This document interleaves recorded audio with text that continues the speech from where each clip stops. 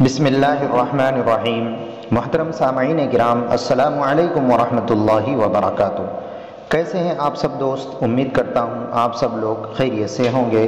اللہ پاک آپ کو ایسے ہی خوش رکھے، آمین۔ میں آپ لوگوں کو ایک خوشخبری سنانے جا رہا ہوں جو ہمارے مراٹھواڑہ و بیڑ شہر والوں کے لیے ہیں، جو لوگ تصوف سے تعلق رکھتے ہیں اور جو لوگ جڑنا چاہتے ہیں۔ ہمارے بھارت دیش کے مشہور و معروف شخصیت حضرت اقدس مفتی احمد خان پوری صاحب دامت برکاتہم اور حضرت اقدس مولانا منیر احمد صاحب دامت برکاتہم کالینا ممبئی کے خلیفہ ضلع بیڑ مہاراشٹرا میں، الحمدللہ اللہ تعالیٰ کا بے انتہا فضل و احسان ہے کہ اس نے آج کے اس پرفتن دور اور پرآشوب ماحول میں امت مسلمہ کی اصلاح و تربیت اور دینی و ایمانی رہبری اور رہنمائی کے لیے کثیر تعداد میں نبیوں کے وارثوں کو پیدا فرمایا،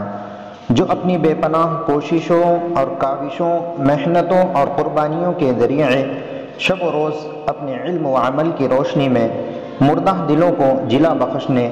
ضلالت و گمراہی کے وادیوں میں بھٹکنے والوں کو صراط مستقیم پر گامزن کرنے اور برسہ برس کہ خوابیدہ لوگوں کو خواب غفلت سے بیدار کرنے کا فریضہ انجام دے رہے ہیں۔ محترم حضرات، الحمدللہ ہمارے اکابر دیوبند کے طرز پر تصوف و سلوک کے عنوان پر خانقاہ کی ایک صورت کئی مہینوں سے مخدوم مکرم مشفق و مربی استاد محترم حضرت مولانا مفتی محمد عارف صاحب کے مکان پر بعد نماز عشاء جمعہ و اتوار کو مجلس ہو رہی ہیں، جس میں مختصر تربیتی و علمی مجلس کے بعد کچھ معمولات کرائے جاتے ہیں۔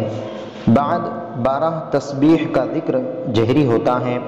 اور آخر میں درد بھری و الہانہ دعا پر مجلس کا اختتام ہوتا ہے۔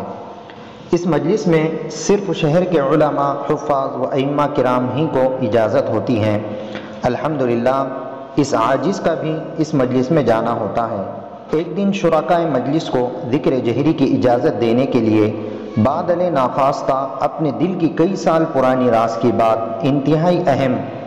بات حضرت نے افادہ عام کی خاطر بتلائی تاکہ ہم شہریان بیڑ و ضلع بیڑ و دیگر لوگ زیادہ سے زیادہ استفادہ کریں۔ وہ بات بتانے سے پہلے میں آپ کی خدمت میں کچھ اشعار پیش کرنے کی جسارت کر رہا ہوں۔ ظاہر کی آنکھ سے نہ تماشا کرے کوئی، ظاہر کی آنکھ سے نہ تماشا کرے کوئی، ہو دیکھ نہ ہو تو دیدہ دل واہ کرے کوئی، ہو دید کا جو شوق تو آنکھوں کو بند کر، ہے دیکھنا یہی کہ نہ دیکھا کرے کوئی، ہو دید کا جو شوق تو آنکھوں کو بند کر،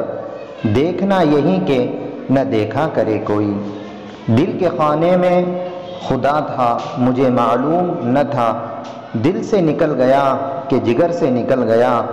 تیر یار کدھر سے نکل گیا۔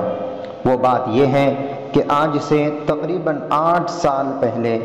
داعی سنت محبوب العلماء والصلحاء